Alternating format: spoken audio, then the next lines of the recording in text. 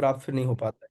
Painting अगर हम करते हैं उचित दिशा में, उचित दशा में, मन स्थिति में, प्रॉपर मूड के साथ, तो उसका हमें लाभ प्राप्त होता है। लेकिन अगर हम कुछ भी केवल जस्ट एज अ फॉर्मेलिटी घिस पिट करके कर रहे हैं, तो उसका फिर हमें उचित लाभ प्राप्त नहीं होता है ना। जैसे हमने स्पेशली बेसिस में देखा है, टेम्पल में भी देखा है, बहुत ही जल्दी जल्दी बोल करके बस शिक्षाष्टकम को खत्म कर दिया जाता है। तो आज हम लोग थोड़ा शिक्षाष्टकम का इम्पोर्टेंस और किस मूड में महाप्रभु ने ये 8 प्रार्थनाएं बोली हैं, और क्या सच में ये हमारे लिए है भी या नहीं, ये भी जानने का प्रयास करेंगे। ठीक है, प्रार्थना मंगलाचरण कर लेते हैं। ओम अज्ञानतिमिरन्धस्य ज्ञानाञ्जनशलाकया चक्षुरुन्मीलितं येन तस्मै श्रीगुरुवे नमः। श्रीचैतन्यमनोभीष्टं स्थापितं येन भूतले स्वयं रूपकदा मह्यं ददाति स्वपदान्तिकं। वाञ्छाकल्पतरुभ्यश्च कृपासिन्धुवेव च पतितानां पावनेभ्यो वैष्णवेभ्यो नमो नमः। जय श्री कृष्ण चैतन्य प्रभु नित्यानंद, श्री अद्वैत गदाधर श्रीवासादि गौर भक्त वृंद। हरे कृष्ण कृष्ण कृष्ण हरे हरे, हरे राम राम राम हरे हरे। नमो विष्णुपादाय कृष्ण पृष्ठाय भूतले श्रीमते भक्ति वेदांत स्वामिनिति नामिने। नमस्ते सरस्वती देवे गौरवाणी प्रचारिणे निर्विशेष शून्यवादी पाश्चात्य देश तारिणे।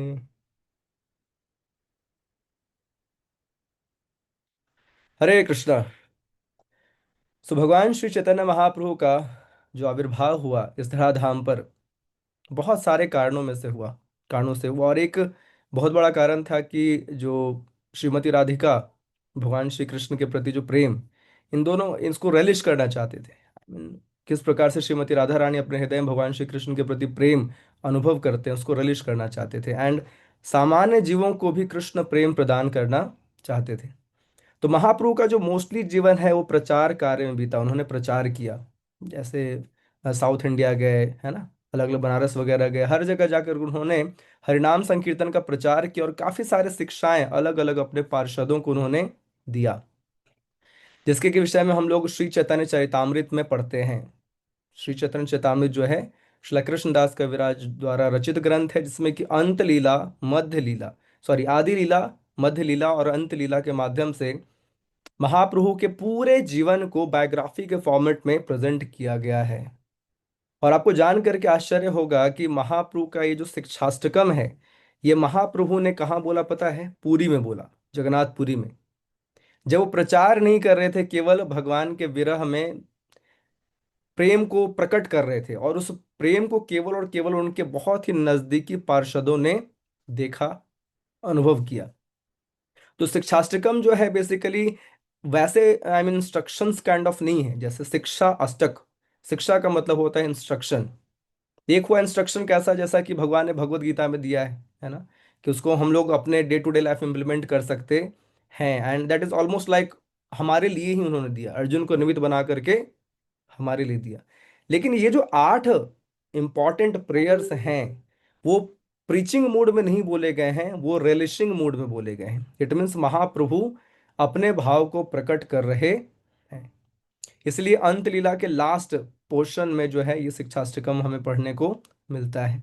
लेकिन इस्कॉन के डेली प्रोग्राम्स में जो है इस प्रार्थनाओं को ऐड किया गया है, एक प्रकार से समझने के लिए कि भले ही हम प्रारंभिक दशा में जिस भी स्थिति पर जप कर रहे हों, लेकिन जो अल्टीमेट स्टेज है वो क्या है। और महाप्रभु अपने फॉलोअर्स से यही आशा करते हैं कि आज नहीं तो कल हम उस स्टेज को प्राप्त अवश्य करें। ऐसा नहीं कि नाम अपराध के स्तर पर ही आजीवन रह जाएं। तो महाप्रभु ने जो 8 प्रेयर्स दिए उस पे फिर षड गोस्वामियों ने पूरा कमेंट्री दिया। अब कमेंट्री क्या होता है, जैसे कि कोई भी छोटी सी बात जो बहुत वैल्यूएबल है, कोई इंपॉर्टेंट एस्पेक्ट जो बहुत वैल्यूएबल है, उसको क्या और विस्तृत फॉर्म में रखना, ताकि सामान्य लोग समझ सकें। जैसे कि कई बार भक्त लोग जब श्रील प्रभुपाद का श्रीमद् भागवतम देखते हैं तो चंभित रह जाते हैं, इतना मतलब 12 वॉल्यूम जो है, 18 इतने पार्ट्स हैं और 18,000 श्लोका है। लोगों के मन में क्या रहता है, गीता प्रेस का जनरली उन्होंने देखा होता है भागवतम, तो एक ही बुक होता है, उसी में खत्म, समाप्त लीला। लेकिन यहाँ 18 18 बुक देख करके कई बार लोग डर जाते हैं। तो रीजन क्या है? क्योंकि शिला प्रभुपाद ने उसका भक्ति वेदांता परपर्ट दिया है, कमेंट्री दी है, तात्पर्य दिया है ना। जैसे कि आध्यात्मिक विषय वस्तुओं को ना समझना बहुत मुश्किल है। जैसे कृष्ण नाम, एक कृष्ण नाम में समस्त चराचर जगत समाया हुआ है। एक ही कृष्ण नाम को बोल करके हमें कुछ फर्क नहीं पड़ता, हम वैसे के वैसे बने रहते हैं। और जो प्योर डिवोटीज हैं वो एक कृष्ण नाम बोलते हैं, नयनम गलदश्रुधारया, है ना, पूरे कंठ अवरुद्ध हो जाते हैं, आंखों से अश्रु बहने लग जाते हैं, महापुरुष स्वयं अष्ट सात्विक विकार प्रकट करने लग जाते थे। तो एक स्पिरिचुअल जो सब्सटेंस है उसमें काफी अंदर कंटेंट होता है, और उस कंटेंट को व्यक्ति अपनी चेतना के स्तर पर समझता है। ये केवल संख्या वाली बात नहीं है कि हम 16 माला जप करते हैं, और जो वो शुद्ध भक्त होते हैं वो भी क्या 16 माला ही जप करते हैं? तो 16 माला और 16 माला में बहुत अंतर है। हम जो जप कर रहे हो नाम अपराध के स्तर पर है, हम जो जप कर रहे हो उसमें बहुत सारी कमियां हैं, और उस जप से हमें पूरा लाभ या फिर पूरा रियलाइजेशन नहीं मिलता है। लेकिन शुद्ध नाम जो जप कर रहे हैं उनको एक एक नाम में वो रस अनुभव हो रहा है जिससे हम बहुत दूर हैं। और जो वास्तविकता में उस रस को समझना है, उस रस को जानना है, उस रस को अनुभव करना शुद्ध भक्तों के लिए सरल होता है, हमारे लिए सरल नहीं हो पाता। इट मीन्स जो कंटेंट है, जो नाम है या फिर श्लोका है, हर चीज़ का स्पिरिचुअल कंटेंट बहुत ज़्यादा होता है। उसी को विस्तृत फॉर्म में प्रेजेंट करने के लिए कमेंट्रीज दी जाती हैं। तो शिक्षाष्टकम पर सठ गोस्वामियों ने कमेंट्री दिया, एंड स्पेशली हमारे आचार्यों में एक शिरोमणि आचार्य श्रीला भक्तियों ठाकुर ने कमेंट्री दिया, जिसको कि संबोधन भाष्य बोलते हैं। उसमें थोड़ा डिटेल्ड इसमें एक्सप्लेनेशन किया गया है, और आज हम लोग जो थोड़ा बहुत पढ़ेंगे, जानने का प्रयास करेंगे, उन्हीं संबोधन भाष्य से कुछ कंटेंट हम लोग समझने का प्रयास करेंगे, ठीक है। तो मेरा आप सभी भक्तों से बहुत ही नम्र निवेदन है कि थोड़ा अटेंटिवली, है ना, और कुछ कर रहे हैं तो उन कार्यों को छोड़ करके थोड़ा ध्यानपूर्वक देखें। क्योंकि जनरली इस पर, आई मीन, जनरल क्लासेस में इस पर बात नहीं की जाती है, और ये यूजुअली चलता रहता है। तो अगर हम समझेंगे तो शायद प्रेयरफुल मूड में हम इसे चैंट कर सकते हैं, और उसको, उसके रियल फ्रूट के, शिक्षाष्टकम के रियल फ्रूट को प्राप्त कर सकते हैं। All right. सो मैं कुछ पीपीटी बीच में शेयर करूंगा, एंड कुछ श्लोकाज वगैरह भी होंगी, वो भी मैं आपको शेयर करूंगा।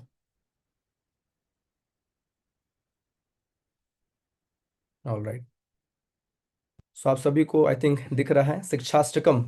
हम्म। तो शिक्षाष्टकम का जो प्रेयर्स हैं उसमें हम लोग ग्रेजुअली बढ़ेंगे, एंड एक एक श्लोका पर डीपली मेडिटेट करेंगे, उसके अलग अलग एस्पेक्ट्स को समझेंगे कि इसमें महाप्रभु क्या बता रहे हैं।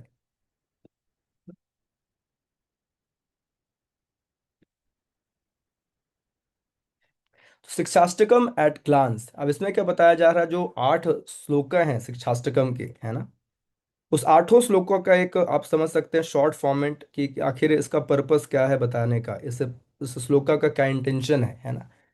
तो पहले यहाँ देखिए लिखा हुआ है ना साधना। तो 1 से 4 जो श्लोका हैं, 1 से 4 जो श्लोका है, या फिर पांचवा तक भी कह सकते हैं, फिफ्थ श्लोका तक, ये कैसा है? साधना, भक्ति को रिप्रेजेंट करता है। इट मीन्स एक साधक इसे अपने लाइफ में इम्प्लीमेंट कर सकता है, लेकिन स्पेशली 5 के बाद जो है वो प्रेमा और भाव के स्तर पर जो है वही उसको क्या कर सकते हैं? रिलेट कर सकते हैं। इसलिए मोस्टली जो हम लोग मेडिटेट करेंगे फर्स्ट टू फिफ्थ तक मेडिटेट करेंगे, एंड देन उसके बाद जो होगा वो हमारे अनुभव से परे है, उसके विषय में सुन लेंगे, लेकिन समय आने का वेट करेंगे ताकि हम इसके रियल मीनिंग को रिलिश कर सकें। तो ये साधना का अंग है 1 से 5 तक के जो श्लोकाज हैं। उसके बाद 6 7 8 जो हैं भाव और प्रेम के स्तर के श्लोकाज हैं। तो पहला जो है जो चेतो दर्पण मार्जनम, उसमें क्या है? संकीर्तन की महत्ता, ग्लोरी बताई गई है, कि क्या क्या लाभ होते हैं हरिनाम संकीर्तन से। दूसरा जो है उसमें हरिनाम संकीर्तन की महत्ता, नाम की महत्ता, और साथ ही साथ हमारा दुर्भाग्य, कितना अपार महिमा है, इतनी महत्ता है और इतना सरल है, लेकिन फिर भी दुर्दैव, मतलब हमारे लिए क्या है? बहुत बड़ा दुर्भाग्य कि हम इसमें रुचि उत्पन्न नहीं कर पा रहे।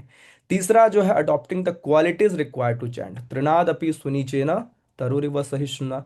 इसमें क्या बताया कि अगर कोई व्यक्ति नित्य निरंतर हरिनाम का जप करना चाहता है तो उसे कौन कौन से क्वालिटीज एक्वायर करनी पड़ेंगी। चौथा, भक्ति और भोग दोनों साथ साथ नहीं चल सकते, इसीलिए न धनम न जनम न सुंदरीम। ये जो शिक्षा है ये महाप्रभु ने इस श्लोक के माध्यम से दिया है, ताकि हम समझ सकें कि अगर हम भोग और भक्ति दोनों को साथ में लेकर के चलेंगे तो भक्ति जो है उसका रस हम नहीं प्राप्त कर सकते, और काफी समय लग जाएगा उसको रिलीज करने में। जो रियल एक्सटैसी है, जिसको कि फील महाप्रभु कर रहे हैं, उसको हमें करने में शायद पूरा जीवन और जीवन के अनंत जीवन भी लग सकते हैं। ऑलराइट। फिर जो पांचवा है, पांचवे में क्या है हमारा, अई नंद तनुज किंकरम। तो उसमें क्या बताया गया है कि हमारा भगवान से संबंध क्या है, किस प्रकार से हम उनके किंकर हैं, दास हैं, लेकिन किसी न किसी कारण से हम उन्हें भूल पड़े हैं। फिफ्थ वन, सिक्स वन में क्या बताया गया है, नयनम गलदश्रुधारे, इट मीन्स जो नाम, शुद्ध नाम जप कर रहे हैं उनकी क्या स्थिति होती है, क्या उनका प्रभाव होता है। देन सेवेंथ वन, युगाइतम निमेषेन, है ना, कि किस प्रकार से भगवान का नाम संकीर्तन में रमने वाले लोग भगवान से अनुभव महसूस करते हैं, कैसा, फीलिंग ऑफ सेपरेशन, विरह भाव के विषय में श्लोक संख्या 7 में बताया गया है। और जो लास्ट है, आसलिष्य व पादरताम पे नष्टुमाम, उसमें क्या बताया गया है, किस प्रकार से हम भगवान को सोल्ड आउट हैं, चाहे भगवान हमारा आलिंगन करें अथवा दर्शन देकर मर्म आहत करें, अनकंडीशनली अनकंडीशनली हम उन्हें क्या करेंगे, प्रेम करेंगे, चाहे वो कुछ हमें प्रदान करे, नहीं प्रदान करे, हमारा मान रखे, हमारा मान नहीं रखे, हमारी आवश्यकताओं को पूरा करे अथवा न करे।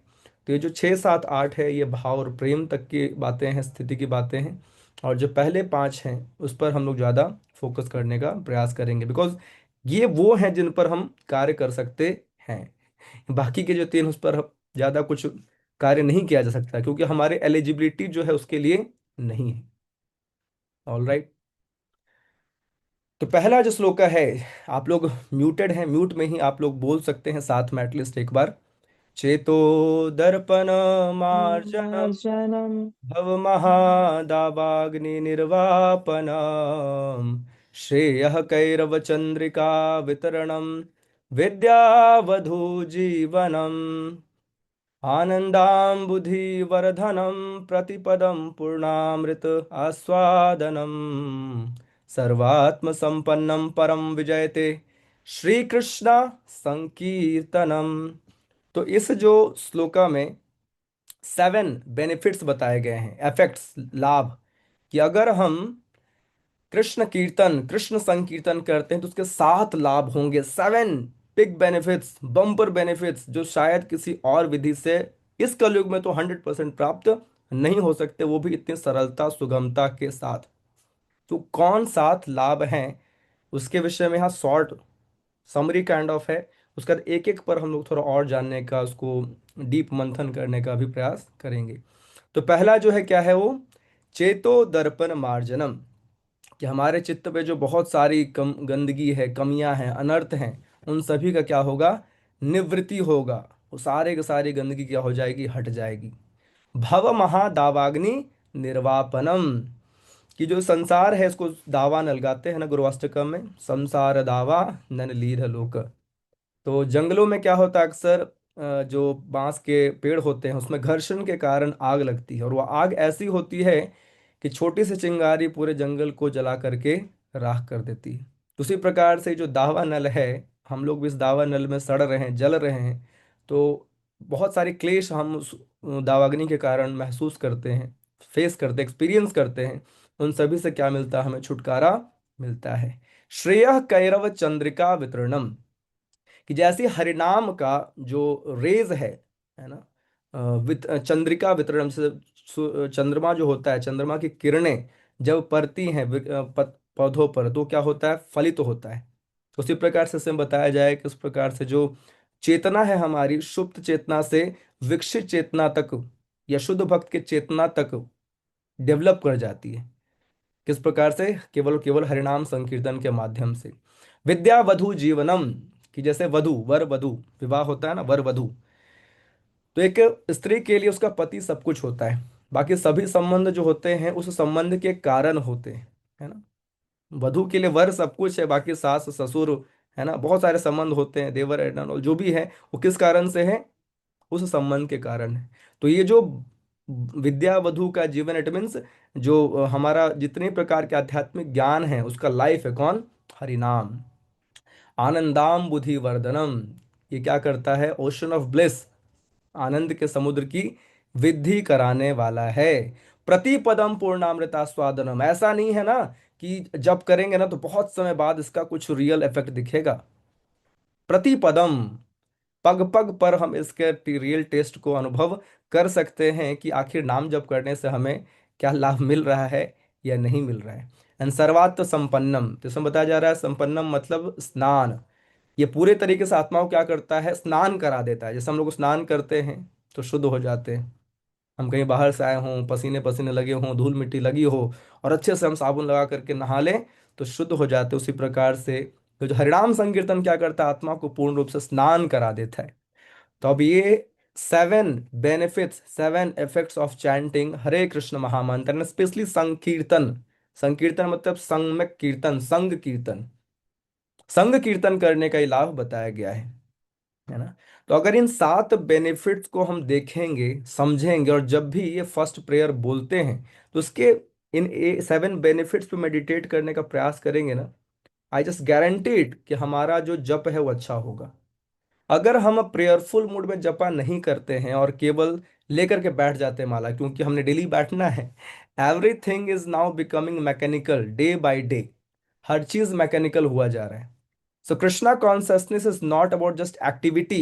So many activities are there. There must be some consciousness, some pure consciousness, some pure intention, some pure reason, some pure vision, जिसके माध्यम से हम लोग क्या कर सके, सेवाओं को करें। सो इन 7 जो लाभ हैं, बेनिफिट्स है, अब उसके विषय में हम लोग स्लोली स्लोली थोड़ा थोड़ा पढ़ेंगे। सो पहला है चेतो दर्पण मार्जनम। बताया गया कि चित्त पे जो जमे हुए धूल हैं वो क्या होते हैं, साफ होते हैं। तो 3 प्रकार के धूल बताए गए हैं जो हमारे हृदय पे क्या जमे हुए हैं। सो पहला बताया गया अन्याभिलाषा, desires unfavourable for spiritual advancement. वो इच्छाएं जो हमारे आध्यात्मिक प्रगति के लिए उचित नहीं है।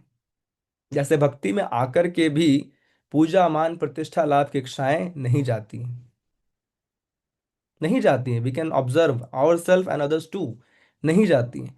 इसलिए कई बार भक्त लोग दूसरे उन्नत भक्तों को देखते हैं तो सोचते हैं, अरे प्रभु जी तो इतने समय से जप कर रहे हैं, या फिर मैं भी इतने समय से जप कर रहा, है ना। तो ऐसा क्यों है कि पूजा मान प्रतिष्ठा लाभ की इच्छा नहीं जा रही है। कोई सम्मान देता है हम प्रसन्न हो जाते हैं, कोई 2 शब्द बुरा बोल देता है हम नाराज हो जाते हैं, है ना। कौन हमें कितनी माला पहना रहा है उससे हम प्रसन्न होते हैं, कोई हमें माला नहीं पहनाया तो हम नाराज हो जाते हैं। माला तय कर रहा है कि हम भक्ति में कितनी प्रगति किए हैं, है ना। हार तय कर रहा है कि हम कितने भक्ति में प्रगति की, ऐसा क्यों है। So there are so many things जो क्या है, हमारे आध्यात्मिक प्रगति के लिए किसी प्रकार से सही नहीं है। ये है अन्न अभिलाषा। दूसरा है भोग। अब सांसारिक भोग, भोगों को जैसे पहले भी हमने देखा है, भक्ति में आने से पहले बहुत सारी चीजों के लिए क्या होता था, मन ललचाता था। स्पेशली खाने की चीजों को कोई भी सामान्य भक्ति में रिलेट कर सकता है। बाहर की चीजें पहले में बहुत आकर्षित करती थी। रोड साइड जो भी बनता था हम लोग टूट पड़ते थे, है ना। मुझे स्पेशली पर्सनली याद है, मैं अपने फ्रेंड के साथ कोचिंग से आता था तो यहाँ वहाँ देखते रहता था क्या मिल रहा है, चल भाई वहाँ चलते हैं, चल भाई वहाँ चलते हैं। अभी ऐसा रत्ती भर भी आकर्षण क्या है उन चीजों के लिए नहीं रह गया है। सो भोग की वस्तुएं, सांसारिक वस्तुओं के प्रति हमारा आकर्षण रहता है।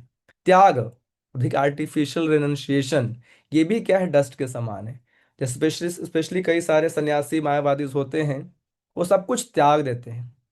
नथिंग फॉर मी, कुछ भी मेरे लिए नहीं है। लेकिन वो एक चीज ऐड करना भूल जाते हैं, एवरीथिंग फॉर कृष्ण। हमारे लिए तो कुछ नहीं है, लेकिन सब कुछ किसके लिए है, कृष्ण के लिए है। ये समझना बहुत आवश्यक है। अगर हम केवल एक ही पार्ट को स्वीकार करते हैं, nothing for me, then it becomes मरकट वैराग्य, बंदरों वाला वैराग्य, या फिर फल्गु वैराग्य, फॉल्स वैराग्य बन जाता है।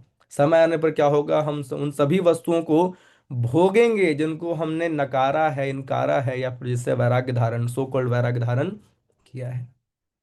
तो ये सभी चीजें क्या है, डस्ट है। तो अगर कोई संकीर्तन में पार्टिसिपेट करता है, उच्च स्वर में कीर्तन करता है, नृत्य करता है हरिनाम संकीर्तन में, तो सारे चित्त पर जमे हुए धूल 100% गारंटीड ग्रेजुअली क्या हो जाएंगे, साफ हो जाएंगे। अन्य अभिलाषा, पूजा मान प्रतिष्ठा लाभ इत्यादि, भोग की इच्छाएं, सांसारिक भोग को भोगने की इच्छा जो है वो भी चली जाएगी। और जो आर्टिफिशियल रेनुंसिएशन हम धारण कर लेते हैं, हम ये नहीं करेंगे, हम वो नहीं करेंगे, we need to see everything in relation to Krishna. क्या कृष्ण के संबंध में है उसको अच्छे से इस्तेमाल करना चाहिए, कोई दिक्कत नहीं है। इस संसार की कोई भी वस्तु कृष्ण की सेवा के लिए ही बनी है। और ये हमारा मटेरियल विजन होता है, हम क्या करते हैं उसको भोग के दृष्टि से देखते हैं। तो जो भी भक्ति में उन्नत भक्त होते हैं, एंड स्पेशली प्योर डिवोटी, शिला प्रभुपाद देखिए, है ना, यूटिलिटी इज द प्रिंसिपल। हर चीज को कैसे भगवान की सेवा में यूटिलाइज करना है, दैट इज द प्रिंसिपल। लेकिन उस चीज को समझने के लिए क्या है, हमें संकीर्तन के माध्यम से चेतो दर्पण मार्जनम करना पड़ता है। तो यहाँ गुंडीचा मंदिर मार्जन का उदाहरण भी आता है कि महाप्रभु जो हैं किस प्रकार से मंदिर को, गुंडीचा मंदिर को उन्होंने सफाई किया था, है ना। तो पूरा जो फर्श था उसको चमका दिया था, ग्लिटरिंग, है ना, स्वच्छ कर दिया था, बहुत सारे फ्रेग्रेंस इस प्रकार से धोए थे कि पूरा स्वच्छ हो रहा था और सुगंधित बना दिया था। तो अगर हम नाम संकीर्तन का आश्रय लेते हैं तो हमारा हृदय भी गुंडीचा मंदिर की तरह क्या हो जाता है, स्वच्छ, निर्मल, सुगंधित हो जाता है। और ऐसे जगह पर हम भगवान को क्या कर सकते हैं, विराजित कर सकते हैं। So that is the first benefit of chanting Hare Krishna महामंत्र, स्पेशली इन संकीर्तन। हम्म, पहला क्या है, चेतो दर्पण मार्जनम। दूसरा, भव महादावाग्नि निर्वापनम, कि किस प्रकार से जो बांस है उसके रगड़ाने के कारण, फ्रिक्शन के कारण फायर होता है और वो पूरे जंगल को क्या करता है, जला देता है। तो हम भी इस संसार में इन तीन क्लेशों से अवगत हैं। ऐसा नहीं कि केवल कहने सुनने वाली बात, ये तीन क्लेश हैं, आध्यात्मिक क्लेश, आधि भौतिक क्लेश और आधिदैविक क्लेश। तो आध्यात्मिक क्लेश क्या होते हैं, हम सभी जानते हैं किस प्रकार से मन और शरीर के माध्यम से हम सफर कर रहे होते हैं। आधि भौतिक क्लेश, दूसरे लिविंग एंटिटीज के द्वारा क्या दिया जाता है, हमें क्लेश दिया जाता है। और आधि दैविक क्लेश, दूसरे देवी देवताओं द्वारा या फिर नेचुरल कैलामिटीज द्वारा क्लेश दिया जाता है। And this is my personal realization, मैं आपको पर्सनली बताता हूँ, ऐसा नहीं कि आज ये सेमिनार ले रहा हूँ इसलिए अतिशयोक्ति में मैं कुछ बोल रहा हूँ। ये रियलाइजेशन है कि भक्ति में आने के बाद, हरिनाम का आश्रय लेने के बाद, तल्लीनता से जप करने के बाद, ये तीनों क्लेश जो हैं धीरे धीरे कम होते हैं और लाइफ ना बिल्कुल स्मूथ एंड पीसफुल होने लग जाती है। अदरवाइज जो भी कर्मी लोग हैं जो भौतिक संसार में इन हरिनाम के बिना जीवन जी रहे हैं, उनका जीवन भले ही बाहर से दिखने में सुखमय प्रतीत होता है, but they keep struggling and suffering with this three क्लेसेस। सफर करते हैं, बहुत ही बुरे तरीके से सफर करते हैं। इसलिए अगर कोई नाम संकीर्तन का आश्रय लेता है तो क्या होता है, ये जो भव महादावाग्नि है इससे क्या मिल जाता है, उसको राहत मिल जाता है। That is the second benefit of नाम संकीर्तन। श्रेय कैरव चंद्रिका वितरणम, that is third one. Auspiciousness, मंगलता, हमारी चेतना क्या होती है, उन्नत होते चली जाती है। तो इन पांच चेतना के विषय में हमने श्रवण किया है। आवृत चेतना, मुकुलित चेतना, संकुचित चेतना, विकसित चेतना और पूर्ण विकसित चेतना। कि जितने भी जीव हैं वो चेतना के आधार पर बांटे गए हैं। पहला है क्या, आवृत चेतना। जो पौधे होते हैं, है ना, वो आवृत चेतना है, उनका उतना डेवलप्ड कॉन्शसनेस नहीं होता। मुकुलित चेतना मतलब पशु पक्षी। देन थर्ड वन, संकुचित चेतना, नॉर्मल कर्मी मनुष्य जिनको भक्ति से कोई सरोकार नहीं होता। विकसित चेतना, साधक जो अब उन्होंने थोड़ा भक्ति स्टार्ट किया है। एंड देन पूर्ण विकसित चेतना, एडवांस डिवोटीज। तो जैसे ही कोई व्यक्ति नाम संकीर्तन का आश्रय लेता है, तो इसे कमल का फूल बताया जाता है ना, अगर बंद हो, है ना, तो रियल फ्रेग्रेंस अपना नहीं देता है। लेकिन जैसे चंद्र किरणों का प्रभाव पड़ता है और पूरा का पूरा कमल खुल जाता है तो वो प्रभाव अपना फ्रेग्रेंस जो है बिखेरता है। उसी प्रकार से ये हमारी जो चेतना है, अभी सुप्त चेतना है, एक प्रकार से बहुत ही लोअर कॉन्शसनेस है, प्योर कॉन्शसनेस नहीं है। नाम संकीर्तन का आश्रय लेने से सुप्त चेतना जो है जागृत हो जाएगी, पूर्ण विकसित हो जाएगी। साधना से लेकर के प्रेम का मार्ग जो है नाम संकीर्तन के माध्यम से ही पूरा होता है। तो यहाँ एक चीज बहुत स्पष्ट समझने की आवश्यकता है कि भगवान जो है हमारे सबसे प्रिय हैं। जितना जैसा संबंध हमारा भगवान से है, वैसा किसी से नहीं हो सकता। एक ही जीवन में कितने लोग आते हैं, चले जाते, जाते कि नहीं जाते, आते जाते रहते हैं, लोग आते जाते रहते हैं। और हम कई बार लोगों से आसक्त हो जाते हैं बिना रीजन के ही, without any proper reason we get so much attached to so many people. लेकिन अगर हम भगवान से आसक्त हो जाएं, भगवान से किसी प्रकार से संबंध विकसित कर लें, तभी हमारा जीवन क्या होता है, सफल होता है। किसके माध्यम से? नाम संकीर्तन के माध्यम से। तो यहाँ पर एक पिंगला जो है वैश्या, श्रीमद् भागवतम के 11वें स्कंद में उसकी प्रार्थना आती है। तो पिंगला का जीवन भी इसी प्रकार से किया था। हम सभी पिंगला के समान ही हैं। आप बोल सकते हैं भैया हम वैश्या नहीं हैं, लेकिन वैश्या वाले ही कार्य करते हैं। कैसे करते हैं? अनेक लोगों से प्रेम ढूंढने का प्रयास करते हैं। हमें इच्छा होती, आकांक्षा होती, अपेक्षा होती कि शायद ये व्यक्ति मुझे क्या करेगा, संतुष्ट करेगा। लेकिन कृष्ण को छोड़ करके हर जगह प्रेम ढूंढना, ये हमारी मूर्खता का और हमारी वैश्या होने का परिणाम है, वैश्या चेतना होने का परिणाम है।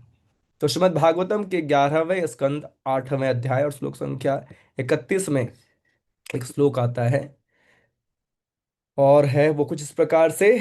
संतः समीपे रमणं रतिप्रदं वित्तप्रदं नित्यमिमं विहाय अकामदं दुःख भयादि शोक मोहप्रदं तुच्छमहं भजेज्ञा। तो उसमें पिंगला जो है ये प्रार्थना भगवान के प्रति करती है कि हे प्रभु, मैं जन्म जन्मांतर जो है इस प्रकार से भटकी, और ये मनुष्य जीवन आकर के भी मैं क्या कर रही हूँ, ग्राहक ढूंढ रही हूँ कि शायद ये व्यक्ति आकर के मुझे संतुष्ट करेगा, और ये व्यक्ति मुझे इतना धन देगा। इस व्यक्ति को प्राप्त करके शायद मेरी सारी आवश्यकताएं क्या हो जाएंगी, पूर्ण हो जाएंगी। लेकिन आप जो वास्तविकता मेरे पति हैं, हम्म, उनको मैं कभी भी मेडिटेट नहीं कर पा रही, उन पे ध्यान नहीं दे पा रही, उनसे अपना संबंध विकसित नहीं कर पा रही हूँ। तो समझना बहुत आवश्यक है कि कृष्ण ही हमारे वास्तविक अपने हैं। कृष्ण के अलावा कोई अपना वास्तविकता में है नहीं। लेकिन फिर भी हम क्या करते हैं, कृष्ण को छोड़ करके सभी को अपना मान रहे होते हैं। तो दिस वे हमें क्या करना चाहिए, नाम का आश्रय लेना चाहिए कि नाम के सिवा अपना कोई भी नहीं है। और इस प्रकार से हम जब क्या करते हैं, नाम का आश्रय लेते हैं, संकीर्तन का आश्रय लेते हैं, तो हमारी चेतना शुद्ध भक्ति को प्राप्त होती है। इसलिए नाम को शामिल करने का मतलब क्या, हमारे जीवन में मंगलता का आ जाना। मधुराष्टकम जो प्रेयर है यही है, मधुरम मधुरेभ्यो अपि मंगलेभ्यो अपि मंगलम, पावनम पावनेभ्यो अपि हरेर्नामैव केवलम। तो इस प्रकार से सभी मंगल वस्तुओं में सर्वाधिक मंगल वस्तु क्या है, हरिनाम है। इसलिए हरिनाम का पूर्ण रूपेण आश्रय लेना चाहिए। देन बताया गया विद्यावधु जीवनम। जैसा कि हमने पहले ही श्रवण किया कि जो वधु है उसका जीवन कौन है, वर, इट मीन्स जो पति है ना। तो इस संसार में हम लोग बहुत प्रकार के विद्या ग्रहण करते हैं, और जो स्पेशली भौतिक विद्या है उसको लौकिक विद्या या फिर जड़ विद्या, जड़ विद्या, मायार वैभव, जो हम ग्रेजुएशंस, डिग्रीज एंड बहुत सारे सर्टिफिकेट्स होल्ड करते हैं, उसका उद्देश्य केवल क्या है, गांधी जी, दैट्स इट, धन उपार्जन, शरीर चलाना, इससे ज्यादा कुछ उसे प्राप्त नहीं हो सकता। लेकिन जो स्पिरिचुअल नॉलेज है वो क्या है, पराविद्या है। इस पराविद्या के माध्यम से हम क्या कर सकते हैं, भगवान को जान सकते हैं। संबंध, अभिधेय, किस प्रकार से भगवान को प्राप्त करना है वो भी जाना जा सकता है, और कृष्ण प्रेम को प्राप्त किया जा सकता है पराविद्या, स्पिरिचुअल नॉलेज के माध्यम से। इवन कि मटेरियल नॉलेज के विषय में बताया जा रहा है कि उसको हम नकार नहीं सकते। जैसा कि हमने पहले भी देखा कि हर चीज़ जो भगवान की सेवा में लगाई जाती है वो स्पिरिचुअल हो जाती है। तो अगर हम मटेरियल नॉलेज को भी यूटिलाइज करें भगवान की सेवा में, तो वो भी क्या कर सकता है, एक हेल्पिंग हैंड बन सकता है सेल्फ रियलाइजेशन के लिए। So every thing, every action should be directed toward attaining Krishna. जो भी हम करते हैं उसका मूल उद्देश्य क्या होना चाहिए, उत्तम श्लोक गुणानुवर्णनम। कि जो भी सीख रहे हैं अंततः अगर वो कृष्ण के गुणगान के लिए हम इस्तेमाल नहीं कर पा रहे हैं, तो हमारे लिए क्या है, बंधन का कारण बन जाता है। इसी से संबंधित एक जो श्लोक है, श्रीमद् भागवतम स्कंध 1 अध्याय 5 और श्लोक संख्या 22। शेयर नहीं हुआ है क्या? Let me share again.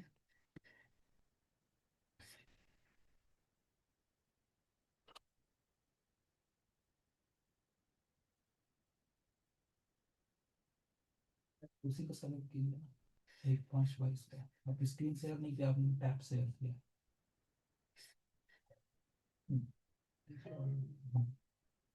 ये है क्या? इदं हि पुंसस्तपसः श्रुतस्य वा स्विष्टस्य सुक्तस्य च बुद्धिदत्तयो अव्युच्यतो अर्थम कविभिर्नुरूपितो यदुत्तम श्लोक गुणानुवर्णनम। कि ज्ञान में प्रगति का कुछ कुछ लक्षण है। जैसे व्यक्ति तपस्या में लग जाता है, ग्रंथों के अध्ययन में लग जाता है, सैक्रिफाइस यज्ञ में लग जाता है, बहुत सारे श्लोकास और मंत्रों को उच्चारण में लग जाता है, दान में लग जाता है। लेकिन सभी का उद्देश्य क्या है? Transcendental description of the Lord. कि अगर हम ज्ञान में वृद्धि कर रहे हैं, वास्तविकता में हम धीरे धीरे प्रगति कर रहे हैं, तो उससे उसके माध्यम से क्या होना चाहिए?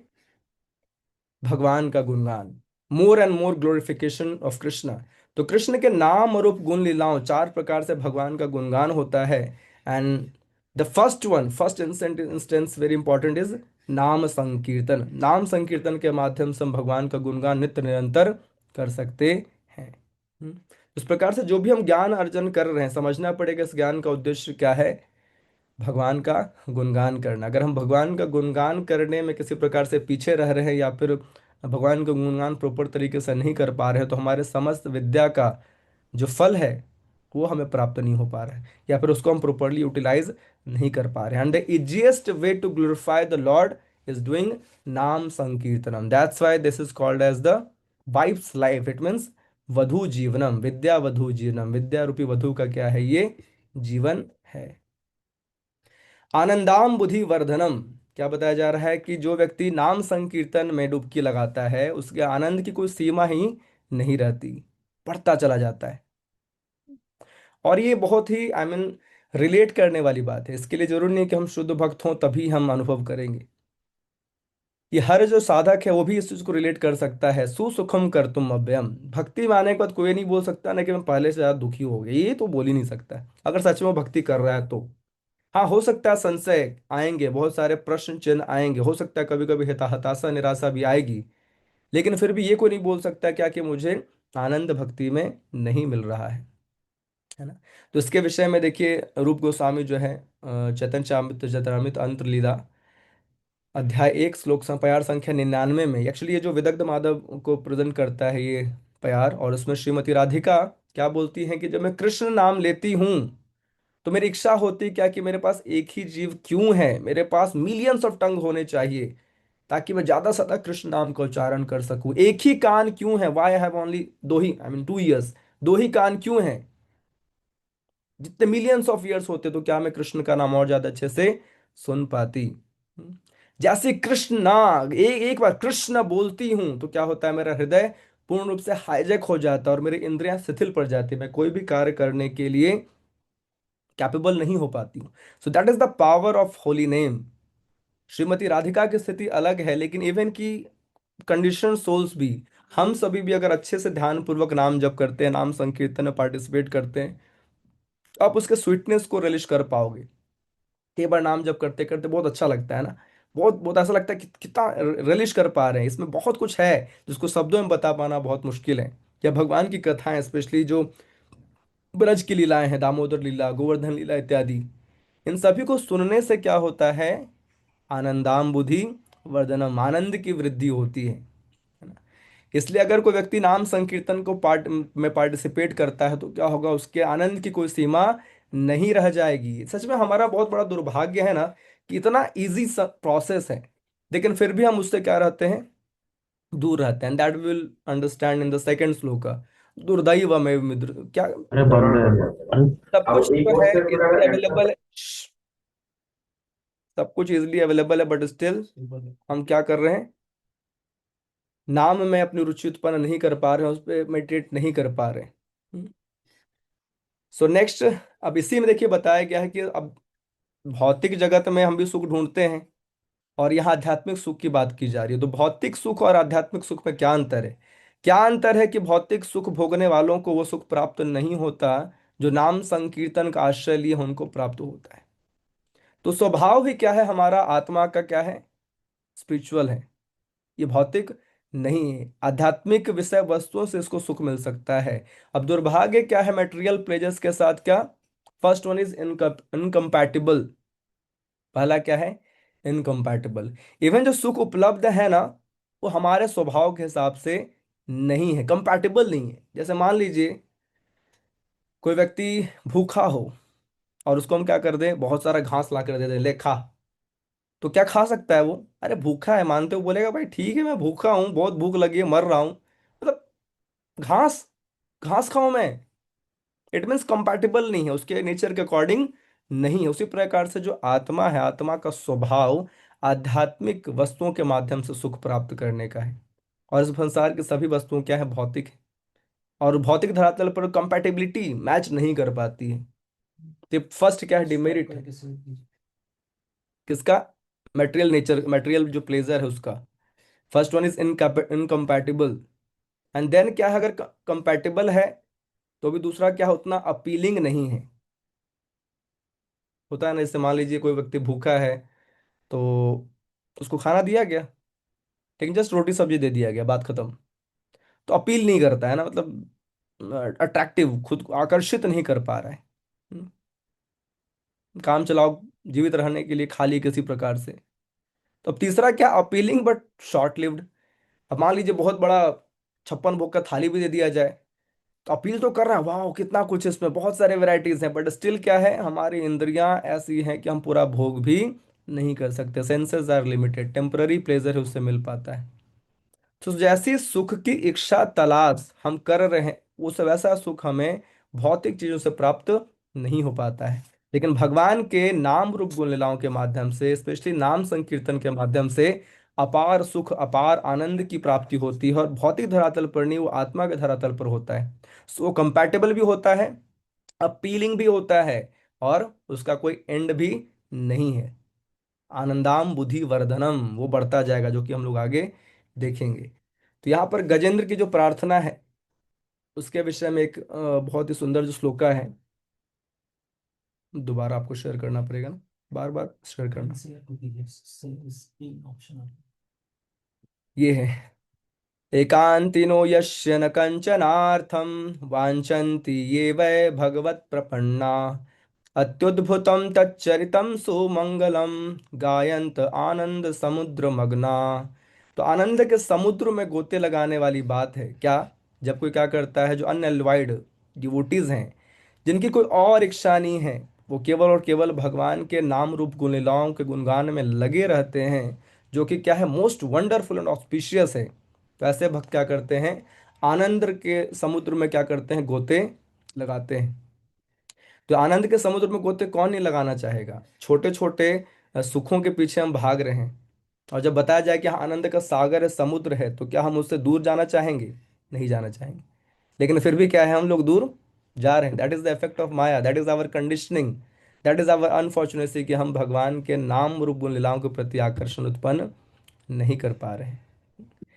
एंड एक और श्लोक है श्रीमद् भागवतम के 12वें स्कंद का, जिसमें कि बताया जा रहा है क्या, कि अगर कोई व्यक्ति भगवान के नाम रूप गुण लीलाओं के गुणगान में लगता है, इससे प्राप्त होने वाला सुख, और दूसरी जगह वो सुख जो संसार के छोटे छोटे चीजों से प्राप्त होता है, उसकी तुलना की जा रही है। यस्य भक्तिर्भगवती हरो निःश्रेयस्वरो रो विक्रीडितो मृताम बुधो किम क्षुद्र घातकोदको। तो बताया जा रहा है कि a person fixed in devotional service of the supreme Lord Hari, the Lord of the highest auspiciousness, swims in the ocean of nectar. For him, what is the use of water in the small ditches? डिचेज मतलब छोटे छोटे गड्ढे होते हैं, उस पानी से वो क्यों अपनी प्यास बुझाए, जब अमृत का सागर उसको प्राप्त हो रहा है। तो हम सबकी स्थिति ऐसी ही है कि अमृत का सागर छोड़ करके हम छोटे छोटे गड्ढों के पीछे भाग रहे हैं, ताकि हम ये किन प्रकार संतुष्ट हो जाएं। कभी नहीं हो सकते, है ना, डिफरेंस है, समझना बहुत आवश्यक है। But can be like we can expect from devotees, ये कर्मी लोगों से उम्मीद नहीं की जा सकती कि वो इस चीज को समझें। उनको आध्यात्मिक विषय वस्तुओं का कोई रस प्राप्त ही नहीं हुआ, वो समझ ही नहीं सकते, रिलेट ही नहीं कर सकते। लेकिन भक्त रिलेट कर सकते हैं, कि किस प्रकार से नाम संकीर्तन में जो आनंद है, इन छोटे छोटे गड्ढों में से जो हम जल लेने का प्रयास करो, हमें तृप्त नहीं करेगा। तृप्ति का सबसे बड़ा साधन जो है नाम संकीर्तन, हमारे पास इजिली अवेलेबल है, that is simply Chaitanya Mahaprabhu's mercy, causeless mercy. ये जो अमृत है, समस्त प्रकार के अमृतों से उन्नत अमृत है नाम संकीर्तन का अमृत, नाम अमृत।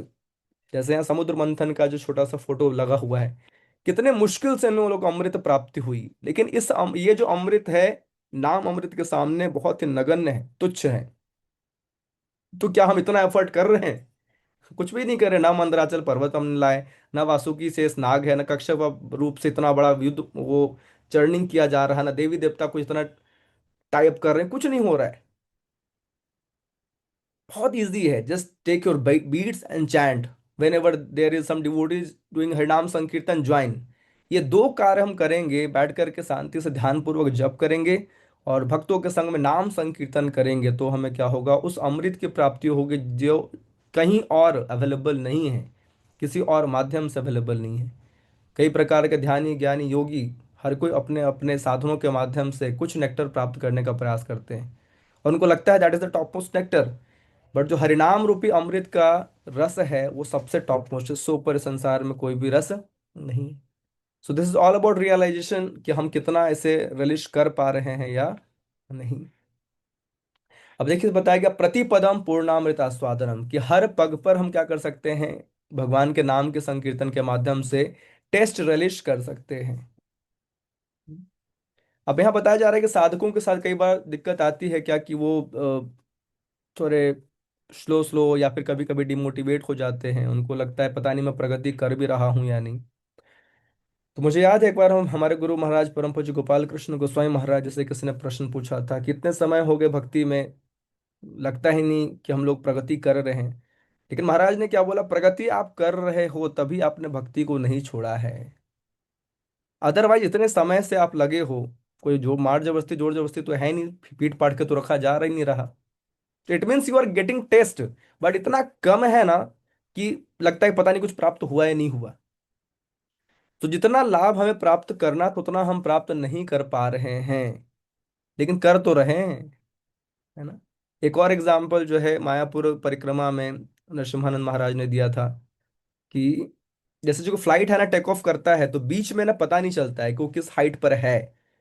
ये नहीं बोल सकता कि अरे फ्लाइट टेक ऑफ ही नहीं किया, चला ही नहीं, वहीं के वहीं है, दिल्ली से उड़े थे दिल्ली में ही बैठे हुए हैं, ऐसा तो संभव नहीं है। तो नाम संकीर्तन जो क्या करता है, नाम जब हमें क्या करता है, पग पग पर टेस्ट देता है, but depending on our own effort हम कितना टेस्ट अनुभव कर रहे हैं, कर पा रहे हैं, दैट में वैरी, वो बदल सकता है।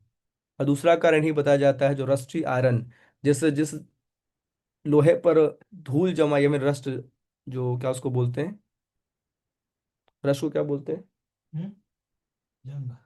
जंग, ब्राउन कलर जो जंग लग जाता है, जंग लगने के कारण क्या होता है हरे लोगों कृष्णा को। प्रभु जी। हाँ जी, हरे कृष्णा, हरे कृष्णा। अच्छा।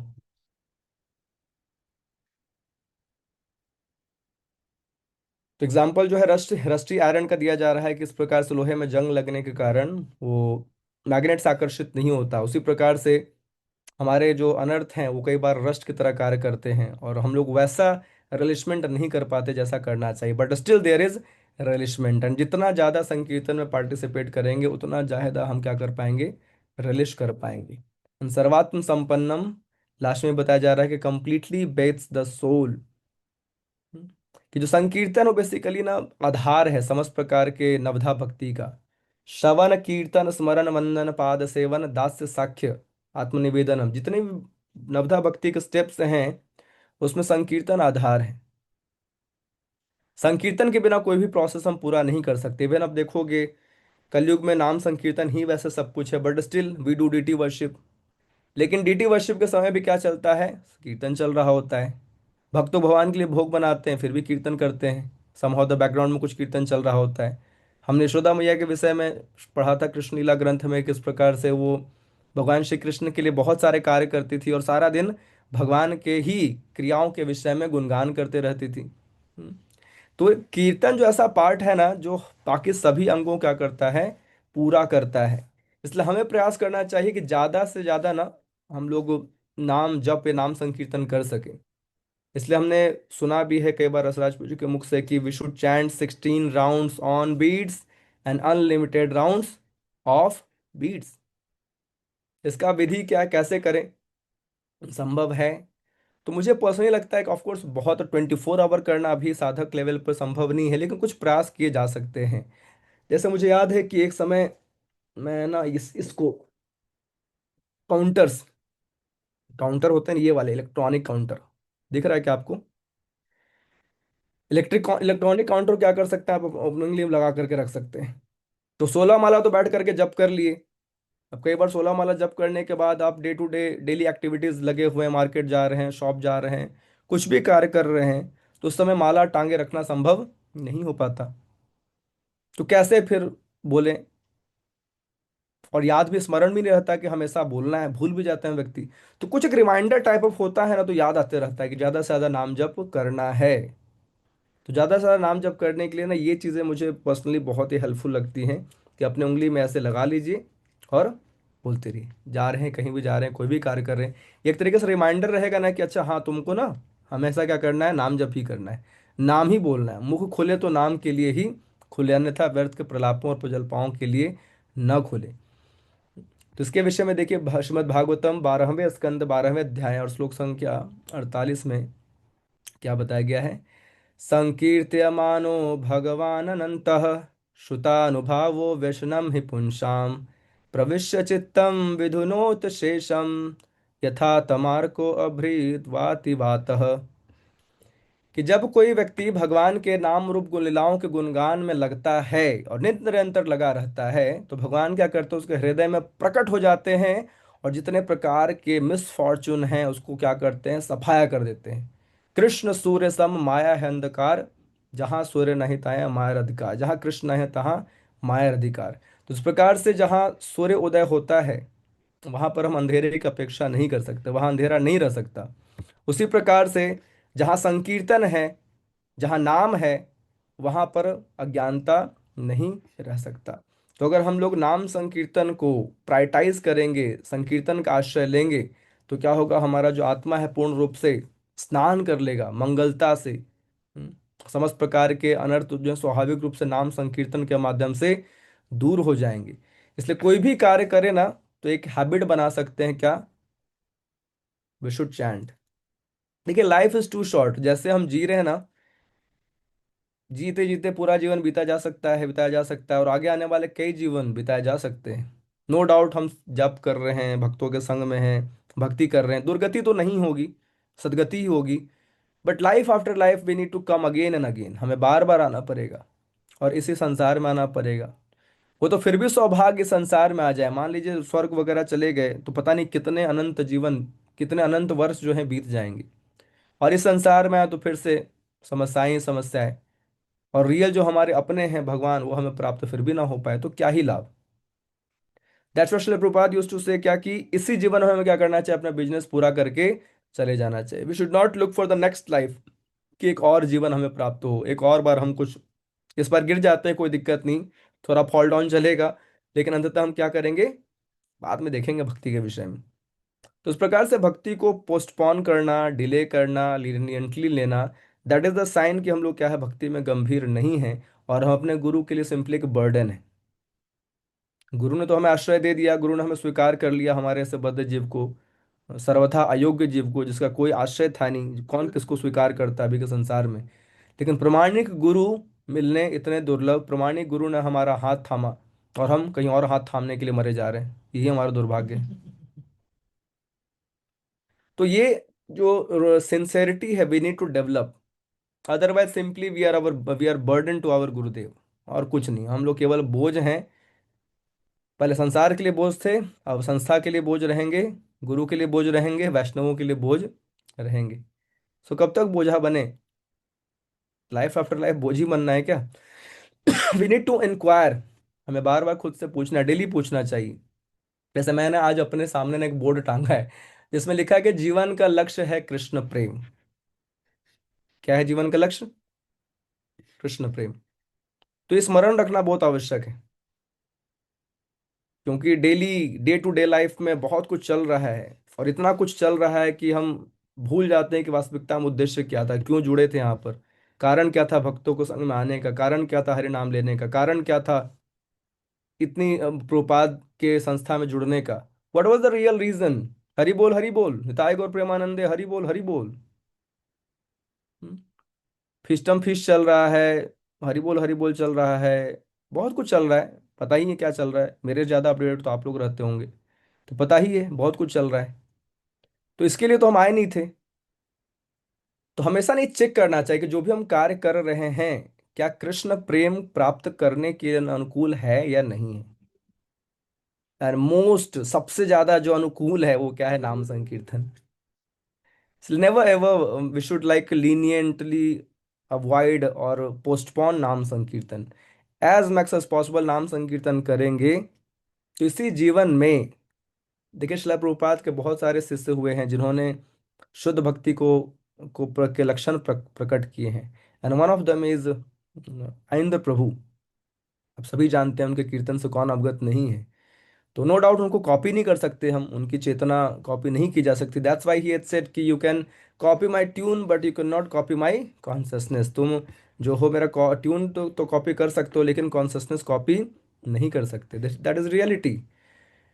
But what was his request, do more and more नाम संकीर्तन।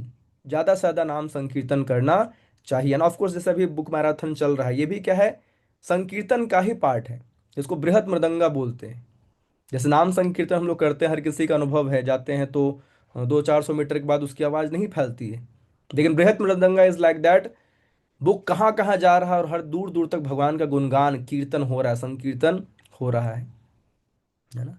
सो आइदर, इसलिए जो संकीर्तन करते हैं मृदंग करताल के साथ, उनको और बुक डिस्ट्रीब्यूटर सबको क्या बोला जाता है, संकीर्तन डिवोटिस बोला जाता है ना। क्यों क्या कर रहे हैं, संकीर्तन कर रहे हैं। तो ये महाप्रभु का मूवमेंट है, और इस मूवमेंट में अगर कोई व्यक्ति लाभ नहीं ले पा रहा है ना, तो उससे जो बड़ा दुर्भाग्यशाली कोई है ही नहीं। Plannings and plannings, we all have material plannings, but उस मटेरियल प्लानिंग से हमें कुछ हाथ लगने वाला नहीं है।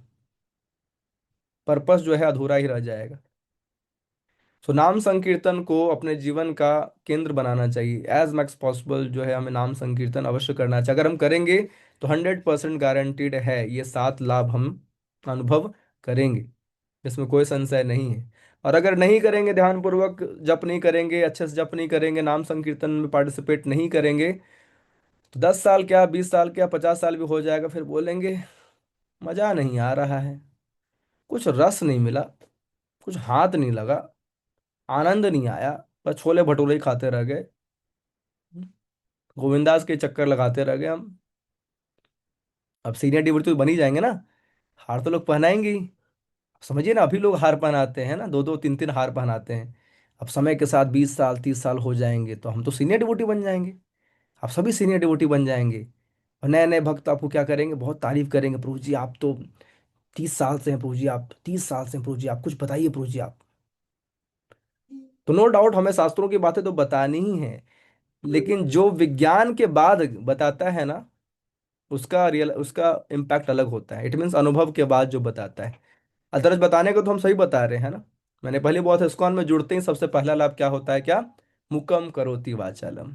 गूंगा ही बोलने लग जाता है ना। इंट्रोवर्ट्स एक्सट्रोवर्ट्स बन जाते हैं, क्योंकि सीख लेते हैं, बोलना सीख लेते हैं। व्यास आसन पर बैठते ही ना एक अलग ही बैटरी सेट हो जाती है और श्लोक निकलने लग जाते हैं, बहुत सारी बातें निकलने लग जाती है। But there is difference between ज्ञान एंड विज्ञान। क्या हम केवल शास्त्रीय बातों को रिप्रेजेंट करें और उसका साक्षात्कार ना हो, ये कितना मतलब हम अपने साथ चीट कर रहे हैं, है ना। We are speaking and giving lecture on big big topics, बहुत बड़ी बड़ी बातें, लेकिन नाम संकीर्तन जो सबसे सरल साधन है उसको हम रिलेश ही नहीं कर पा रहे, है ना। तो कई बार भक्त लोग बोलते हैं, है ना, डिस्कशन में हम लोग कल परसों डिस्कशन कर रहे थे कि अधिकतर भक्तों की जो जिंदगी है ना, इसके बीच फंस कर के रह गई है। लोअर टेस्ट छूट नहीं रहा और हायर टेस्ट प्राप्त नहीं हो रहा। रसो वर्जम रसोपस्य परम दृष्ट्वा निवर्तते बोल देते हैं बड़े अच्छे से, परम दृष्ट्वा निवर्तते, हायर टेस्ट चाहिए, लेकिन वो हायर टेस्ट नहीं मिल रहा। और लोअर टेस्ट ऑफ कोर्स नहीं जाएगा जब तक हायर टेस्ट नहीं मिलेगा। तो विधि क्या है, what is the way, that is नाम संकीर्तन, है ना।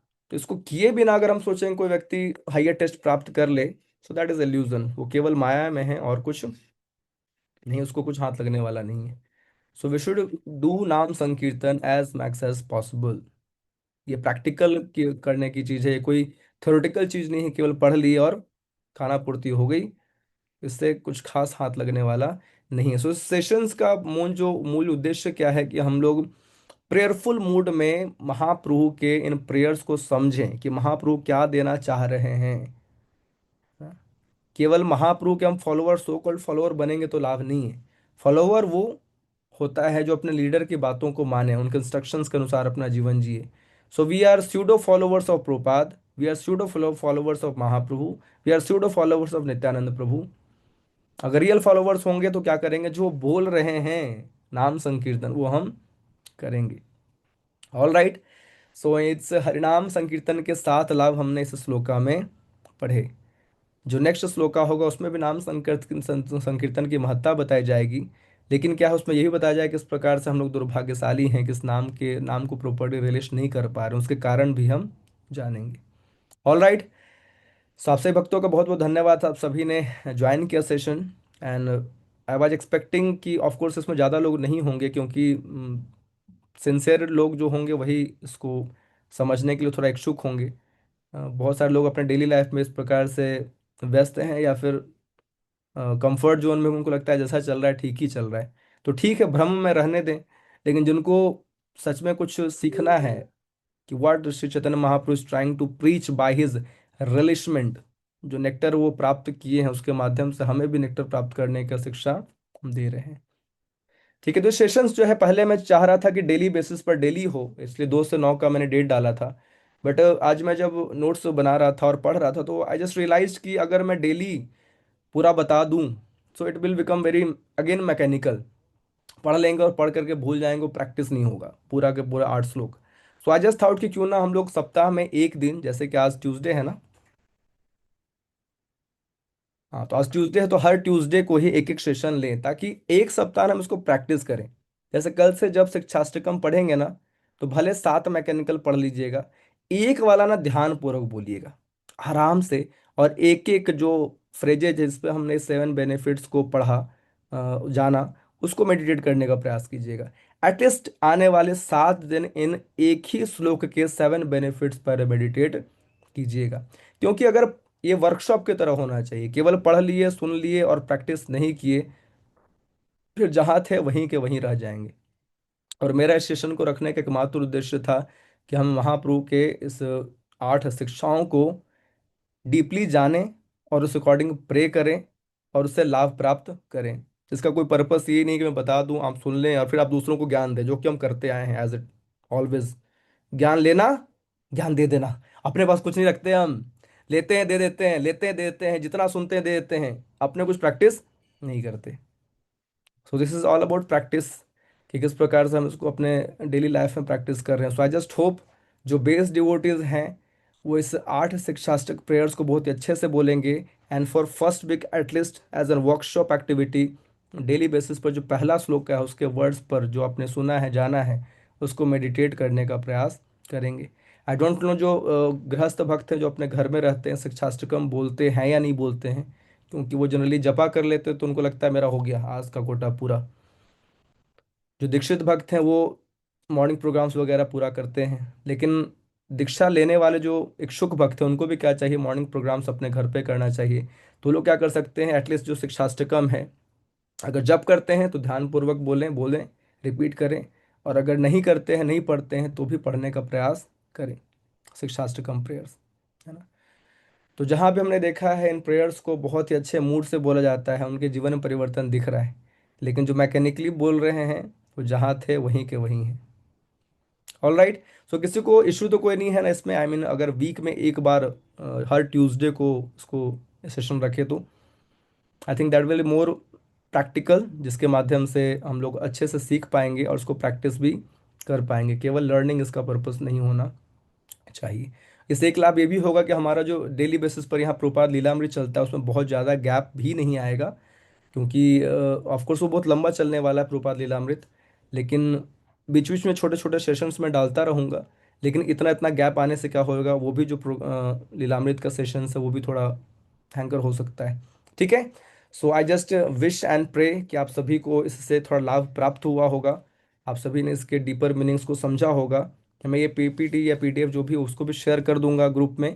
एंड आप प्लीज़ इसके मर्म को समझने का प्रयास कीजिए, जो महाप्रभु की मोस्ट इंपॉर्टेंट टीचिंग है ना, पूरे नेक्टर है, कंक्लूजन है, जो भी उन्होंने शिक्षाएं दी है उनका एक प्रकार से निचोड़ है ये 8 प्रार्थनाएं, that is Shikshashtakam. Okay. Thank you so much for joining today session. अगर किसी को प्रश्न है तो पूछ सकते हैं। बस ऑलरेडी इट्स बिन 10:20। कोई प्रश्न है क्या किसी का? Any doubt, query, question, comment?